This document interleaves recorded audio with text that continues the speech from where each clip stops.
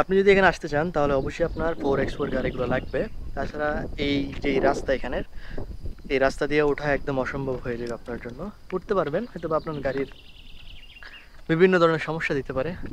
আর bike দিয়ে আসলে single আসা ভালো। আর আমি যেহেতু আমার ভাই সহ আসছি, তো সেই জন্য আমরা ডাবল উঠছি এখানে। ওদের প্ল্যান দেখেন, এগুলো হচ্ছে বাড়িঘর হওয়ার আগে ওরা রাস্তা একদম পুরা এই সাজায় রাখছে। এখানে হচ্ছে মানুষ থাকে, হয়তো বা কি কাজে থাকে জানি না। আর সামনে কিছু প্রজেক্ট চলতেছে, ওইখানে ইয়ে দেখা যাইতেছে, ক্রেন দেখা যাইতেছে। এটা হয়তো বা কারো বাসা। একটা সাদা গাড়ি ঢুকতেছে ভিতরে। শহরের কোলাহলতা থেকে যদি একটু রিল্যাক্স নিতে চান, যদি ভালো একটা সময় কাটাতে চান, তাহলে হয়তো আসতে পারেন এখানে।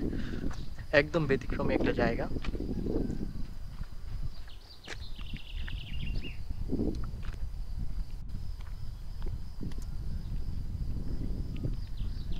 ওই শেষ মাথায় একটা বাড়ি দেখা যাইতেছে, ওইখানে যাইতে হইলে অনেক রিস্ক হয়ে যায়।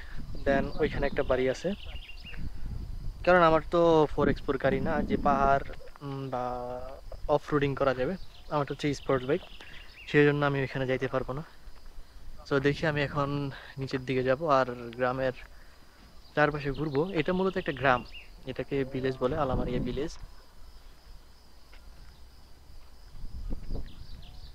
সো দেখতে থাকেন আমার ভিডিওটি।